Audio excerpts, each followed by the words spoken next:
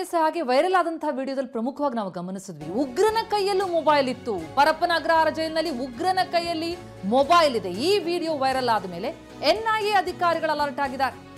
CCB ಕಚೇರಿಗೆ ಖುದ್ದು ಆಗಮಿಸಿದ್ದಾರೆ ಎನ್ಐಎ ಅಧಿಕಾರಿಗಳು. ಬಹಳ ಗಂಭೀರ ಆಗುತ್ತೆ ಈ ಪ್ರಕರಣ. ಸಿಸಿಬಿ ಅಧಿಕಾರಿಗಳಿಂದ ಮಾಹಿತಿಯನ್ನು ಪಡ್ಕೊಂಡಿದ್ದಾರೆ ಎನ್ಐಎ ಅಧಿಕಾರಿಗಳು. ಅಲ್ಲಿರುವಂತಹ ಆರೋಪಿಗಳ ಕೈಯಲ್ಲಿ ಮೊಬೈಲ್ ಇದ್ರೆ ಒಂದ್ ರೀತಿ, ಆದ್ರೆ ಉಗ್ರರ ಕೈಯಲ್ಲಿ ಮೊಬೈಲ್ಗಳು ಬರುತ್ತೆ, ಟಿವಿ ವ್ಯವಸ್ಥೆ ಇದೆ, ಎಲ್ಲ ವ್ಯವಸ್ಥೆಗಳನ್ನ ಮಾಡ್ಕೊಳ್ಳಲಾಗ್ತಾ ಇದೆ ಉಗ್ರನಿಗೆ ಅಂತಾದ್ರೆ ಆತ ಅದನ್ನ ಬಳಸ್ಕೊಂಡು ವಿಧ್ವಂಸಕಾರಿ ಕೃತ್ಯವನ್ನ ಹೊರಗಡೆ ನಡೆಸಬಹುದು. ಥ್ರೆಟ್ ಆಗುತ್ತೆ ಭದ್ರತೆಗೆ. ಉಗ್ರರು ಜೈಲಿನಲ್ಲಿದ್ರೂ ಕೂಡ ತೀವ್ರ ನಿಗಾ ವಹಿಸುತ್ತೆ ಎನ್ಐಎ.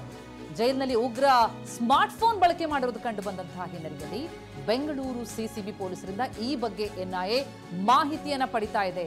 ಜೈಲಿನಲ್ಲಿ ಯಾವಾಗ ವಿಡಿಯೋ ರೆಕಾರ್ಡ್ ಮಾಡಿರೋದು, ಯಾವಾಗ ಈತ ಬಳಸ್ತಾ ಇದ್ದ, ಜೈಲಿನಲ್ಲಿ ಉಗ್ರರು ಬಳಸ್ತಾ ಇದ್ದಂತಹ ಮೊಬೈಲ್ ಫೋನ್ ಏನಾದ್ರೂ ಸಿಕ್ಕಿದ್ಯಾ, ಬರೀ ವಿಡಿಯೋ ಅಷ್ಟೇನಾ ಅಥವಾ ಆ ಬಳಕೆ ಮಾಡ್ತಾ ಇದ್ದಂತಹ ಮೊಬೈಲ್ ಲಭ್ಯ ಆಗಿದೆಯಾ, ಈ ಬಗ್ಗೆ ಸಿಸಿಬಿ ಪೊಲೀಸರಿಂದ ಎನ್ಐಎ ಅಧಿಕಾರಿಗಳು ಮಾಹಿತಿಯನ್ನ ಪಡ್ಕೊಂಡಿದ್ದಾರೆ. ಜೈಲಿನಲ್ಲಿ ಮೊಬೈಲ್ ಬಳಕೆ ಪ್ರಕರಣ ಸಿಸಿಬಿಗಿನ್ನೂ ವರ್ಗಾವಣೆ ಆಗಿಲ್ಲ. ಸದ್ಯ ಪರಪ್ಪನ ಅಗ್ರಹಾರ ಠಾಣೆ ಪೊಲೀಸರೇ ತನಿಖೆಯನ್ನ ನಡೆಸ್ತಾ ಇರೋದು. ಆದರೆ ಇದಕ್ಕೆ ಸಂಬಂಧಪಟ್ಟಂತೆ ಎನ್ಐಎ ಮಾಹಿತಿಯನ್ನ ಪಡಿತಾ ಇದೆ. ಈ ಬಗ್ಗೆ ಡೀಟೇಲ್ಸ್ ನೀಡ್ತಾ ಹೋಗ್ತಾರೆ ನಮ್ಮ ಪ್ರತಿನಿಧಿ ಪ್ರಜ್ವಲ್ ಈಗ ಸಂಪರ್ಕದಲ್ಲಿದ್ದಾರೆ. ಪ್ರಜ್ವಲ್, ಈ ಪ್ರಕರಣ ಬರೀ ಮುಜುಗರ ತಂದದ್ದಷ್ಟೇ ಅಲ್ಲ, ಬಹಳ ಥ್ರೆಟ್ನಿಂಗ್. ಯಾಕಂದ್ರೆ ಟೆರರಿಸ್ಟ್ ಕೈಯಲ್ಲಿ ಮೊಬೈಲ್ ಅಂತಂದ್ರೆ ಅದಕ್ಕಿಂತ ಇನ್ನಷ್ಟು ಘೋರ ಇಲ್ಲ. ಹಾಗಾಗಿ ಎನ್ಐಎ ಎಂಟ್ರಿ ಆಗಿರೋದ್ರಿಂದಾಗಿ ಸದ್ಯಕ್ಕೆ ಏನೇನು ಬೆಳವಣಿಗೆ ಆಗ್ತಾ ಇದೆ, ಎಷ್ಟು ಕ್ರೂಷಿಯಲ್ ಅಂತ ಈ ಸ್ಟೇಜ್? ಪ್ರತಿಮಾ, ಇದು ಹೊರಗಿನ ಪ್ರಪಂಚಕ್ಕೆ ಅಥವಾ ಸರ್ಕಾರಕ್ಕೆ ಮತ್ತೆ ಸರ್ಕಾರದ ಅಧೀನದಲ್ಲಿರುವಂತ ಅಧಿಕಾರಿಗಳಿಗೆ ಮುಜುಗರ ಆಗಿರ್ಬೋದು. ಇದು ಮುಜುಗರ ಯಾಕಾಗಿರ್ಬೋದು ಅಂತ ಅಂದ್ರೆ ಅವರು ಮಾಡಿದಂತ ತಪ್ಪುಗಳು ಇಡೀ ಪ್ರಪಂಚಕ್ಕೆ ಗೊತ್ತಾಗ್ತಿದೆ. ಹೀಗಾಗಿ ಅವರಿಗೆ ಸರ್ಕಾರಕ್ಕೆ ತಲೆ ತೆಗೆಸುವಂತಾಗಿದೆ, ಜೊತೆಗೆ ಅಧಿಕಾರಿಗಳಿಗೂ ಸಹಿತ ಮುಜುಗರ ಆಗಿದೆ. ಇದು ಒಂದು ಪಾರ್ಟ್. ಇದನ್ನ ವಿಡಿಯೋವನ್ನ ಮಾಡಿ ಹೊರಗೆ ಬಿಟ್ಟಿದ್ದು ಎಷ್ಟು ಅಪರಾಧವೋ ಅದಕ್ಕಿಂತ 10 ಪಟ್ಟು ದೊಡ್ಡ ಅಪರಾಧ ಯಾವ್ದಾರ ಆಗಿದೆ ಅಂತ ಅಂದ್ರೆ ಒಳಗಿರುವಂತ ಜೈಲಿನ ಒಳಗಿರುವಂತ ಒಬ್ಬ ಉಗ್ರನ ಕೈಯಲ್ಲಿ ಮೊಬೈಲ್ ಸಿಕ್ಕಿರುವಂತದ್ದು, ಅದರಲ್ಲೂ ಸ್ಮಾರ್ಟ್ ಫೋನ್ ಸಿಕ್ಕಿರುವಂತದ್ದು.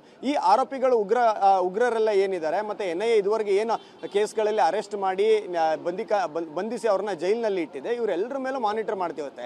ಹೀಗೇನೆ ಈ ಹಿಂದೆ ಟಿ ನಾಸೀರ್ ಅವನು ಒಳಗಿದ್ದರಿಂದನೇ ಹೊರಗಡೆ ಹೋಗ್ಲಿಕ್ಕೆ ಪೊಲೀಸ್ ಅಧಿಕಾರಿ ಒಬ್ಬನನ್ನೇ ಬಳಸ್ಕೊಂಡು ಪ್ರಯತ್ನವನ್ನ ಮಾಡ್ತಿದ್ದೇನೆ ಅನ್ನೋ ಹಿನ್ನೆಲೆಯಲ್ಲಿ ಎನ್ಐಎ ಕೇಸನ್ನ ದಾಖಲೆ ಮಾಡಿ ಪೊಲೀಸ್ ಅಧಿಕಾರಿ ಮತ್ತೆ ಅದಕ್ಕೆ ಸಂಬಂಧಪಟ್ಟಂತ ಕೆಲವು ಆರೋಪಿಗಳನ್ನ ಬಂಧನ ಮಾಡಿತ್ತು. ಅದೇ ರೀತಿಯಾಗಿ ಈಗಲೂ ಸಹಿತ ಅಷ್ಟೇ, ಒಳಗಿರುವಂತ ಉಗ್ರ ಮೊಬೈಲ್ ಅನ್ನ ಬಳಕೆ ಮಾಡ್ತಿದ್ದಾನೆ ಅಂದ್ರೆ ಅವನು ಮತ್ತೆ ಹೊರಗಿರುವಂತ ಒಂದಷ್ಟು ಮುಗ್ಧ ಯುವಕರನ್ನ ರಾಡಿಕಲೈಸ್ ಮಾಡ್ಲಿಕ್ಕೆ ಅನುಕೂಲ ಆಗ್ತದೆ ಮತ್ತೆ ಅದರ ಎಡೆಗೆ ಅವನು ಸಾಗ್ತಾನೆ. ಯಾಕಂದ್ರೆ ಅವನ ಜೀವನದ ಮೂಲ ಉದ್ದೇಶನೇ ರಾಡಿಕಲೈಸ್ ಮಾಡುವಂಥದ್ದು ಮತ್ತೆ ಭಾರತದ ವಿರುದ್ಧ ತನ್ನ ಹಗೆಯನ್ನ ಸಾಧಿಸುವಂಥದ್ದು, ಉಗ್ರ ಕೃತ್ಯಗಳನ್ನ ನಡೆಸುವಂಥದ್ದು. ಹೀಗಾಗಿ ಇಂಥವರಿಗೆ ಮೊಬೈಲ್ ಆಗ್ಬೋದು, ಯಾವುದೇ ರೀತಿಯಾದಂತಹ ಡಿಜಿಟಲ್ ವಸ್ತುಗಳು ಜೈಲಿನ ಒಳಗಡೆ ಸಿಗಬಾರದು. ಸಿಕ್ಕರೆ ಇದು ದೇಶದ ಭದ್ರತೆಗೆ ಸಮಸ್ಯೆಯನ್ನ ಉಂಟು ಮಾಡುತ್ತೆ.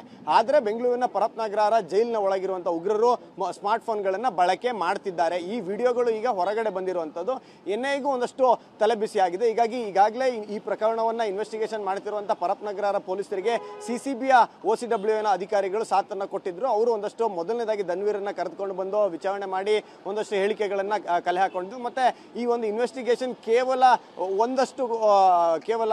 ಧನ್ವೀರು ಅಥವಾ ಒಂದೆರಡು ವಿಡಿಯೋಗಳಿಗೆ ಮಾತ್ರ ಸೀಮಿತವಾಗಿರದೆ ಇಡೀ ಜೈಲಿನಲ್ಲಿ ಏನಾಗ್ತಿದೆ ಅನ್ನೋದ್ರ ಬಗ್ಗೆ ತನಿಖೆ ಮಾಡುವಂತ ಹಿನ್ನೆಲೆಯಲ್ಲಿ ಕೆಲಸಗಳು ಆಗ್ತಾ ಇದ್ವು. ಹೀಗಾಗಿನೇ ಎನ್ಐಎ ಅಧಿಕಾರಿಗಳು ಸಿಸಿಬಿಗೆ ಭೇಟಿಯನ್ನ ಕೊಟ್ಟು ಸಿಸಿಬಿ ಅಧಿಕಾರಿಗಳಿಂದ ಒಂದಷ್ಟು ಮಾಹಿತಿಯನ್ನ ಪಡ್ಕೊಂಡಿದ್ದಾರೆ. ಏನೇನು ಆಗಿದೆ, ಇದರಲ್ಲಿ ಯಾರ್ಯಾರು ಯಾವ್ಯಾವ ಸ್ಮಾರ್ಟ್ ಫೋನ್ಗಳನ್ನು ಬಳಕೆ ಮಾಡಿದ್ದಾರೆ, ಬಳಕೆ ಮಾಡಿದಂತ ಸ್ಮಾರ್ಟ್ ಫೋನ್ಗಳು ಇವಾಗ ಎಲ್ಲಿದ್ದಾವೆ, ಯಾರ ವಶದಲ್ಲಿ ಇದ್ದಾವೆ, ಅವೇನಾದ್ರೂ ಸಿಕ್ಕಿದವ, ಅದು ಸಿಕ್ಕಿದ್ರೆ ಅವ್ರು ಯಾರ್ಯಾರ ಜೊತೆ ಸಂಪರ್ಕವನ್ನ ಸಾಧಿಸಲಿಕ್ಕೆ ಮುಂದಾಗಿದ್ದಾರೆ, ಇದೆಲ್ಲದ್ರ ಬಗ್ಗೆ ಮಾಹಿತಿ ವಿನಿಮಯ ಮಾಡ್ಕೊಳ್ಳಿಕ್ಕೆ ಎನ್ಐಎ ಅಧಿಕಾರಿಗಳು ಬಂದಿದ್ದು ಒಂದಷ್ಟು ಮಾಹಿತಿಯನ್ನ ಪಡೆದುಕೊಂಡಿದ್ದಾರೆ. ಈಗ ಸದ್ಯ ಪರಪ್ಪನ ಅಗ್ರಹಾರ ಪೊಲೀಸರೇ ಮುಂದುವರೆದ ತನಿಖೆಯನ್ನ ಮಾಡ್ತಿದ್ದಾರೆ. ಪ್ರತಿಮಾ, ರೈಟ್, ಥ್ಯಾಂಕ್ ಯು ಪ್ರಜ್ವಲ್.